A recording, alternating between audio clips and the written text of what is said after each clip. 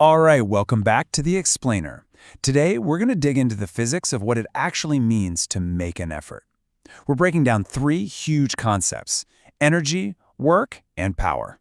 So, let me start by asking you a question, and it's trickier than it sounds. Are you doing work right now? I mean, you might think, yeah, of course. Maybe you're holding a heavy laptop, or you can just imagine holding a big, heavy box. You can feel the strain, right? Your muscles are burning, you're definitely using up energy. But here's the catch. In the world of physics, you might be doing absolutely zero work on that box. Okay, so let's unpack that because it sounds like a total paradox. How can you be trying so hard and sweating, but doing no work?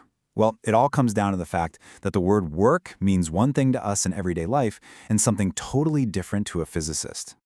So have a look. On the left, that's our everyday idea of work, right? Mental effort, holding something heavy, stressing out. But in physics, that's not it. Look at the right side. That's what physicists call work. Pushing a trolley, lifting a weight, a car speeding up. There's one key difference: movement. Holding that box perfectly still, no matter how heavy it feels, scientifically speaking, you're not doing any work on it. And here's why. The official physics definition is super strict. Work is force multiplied by distance. That means for work to happen, two things absolutely have to be true. One, you apply a force, and two, this is the big one, the object has to move. No movement, no work. Period.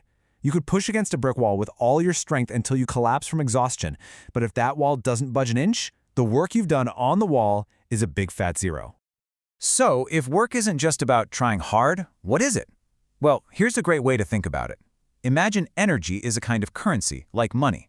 And work? Work is the transaction.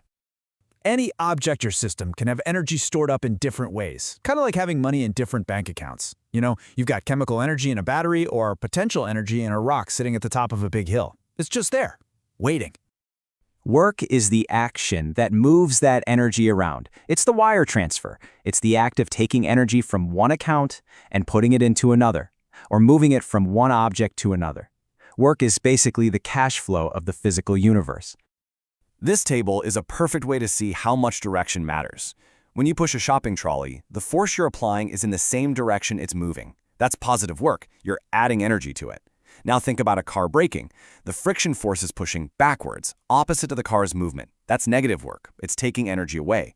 And then there's the real mind bender, carrying a grocery bag. You're pulling up on the bag to fight gravity, but you're walking forwards. Since the force and the motion are at a right angle to each other, perpendicular, the work done is zero. It all comes back to that strict definition. And these are the bank accounts for energy we were just talking about. Energy can be stored in motion, that's kinetic, or because of its height, that's potential. It can be locked away in chemical bonds in the food you ate for lunch, or it can be the heat in your coffee. Work is just the name we give to the process of transferring energy between any of these different stores. Okay, so if work is the energy transaction, that leads us right into our next big idea. Because it's not just about making the transaction. It's also about how fast you make it.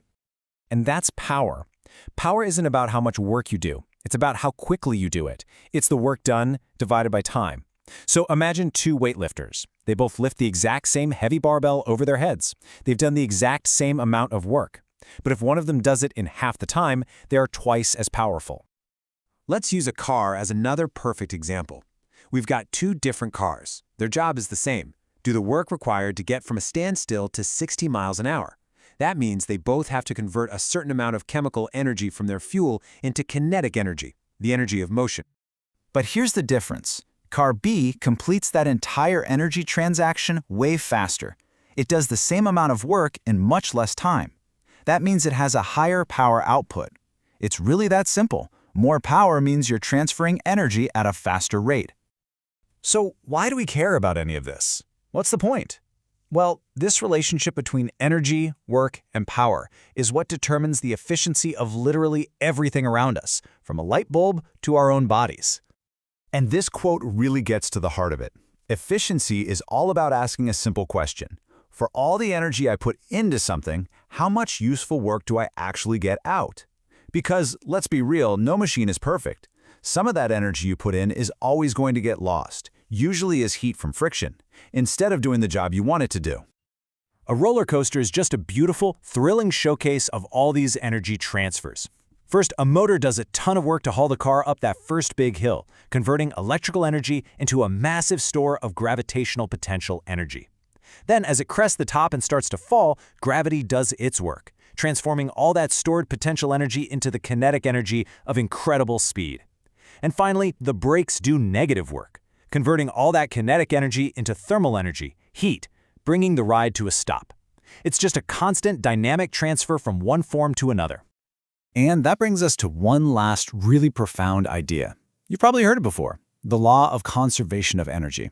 It says energy is never created or destroyed. It's only ever moved around or changed from one form to another. So think about it. The chemical energy that was locked in your last meal, where did it actually go? Well, some of it is being transferred into heat to keep your body warm right now, some is powering your muscles, and some was just transferred into the tiny electrical signals firing in your brain that allowed you to understand this very sentence. Every move we make, every thought we have, it's all part of this endless, incredible, universal flow of energy.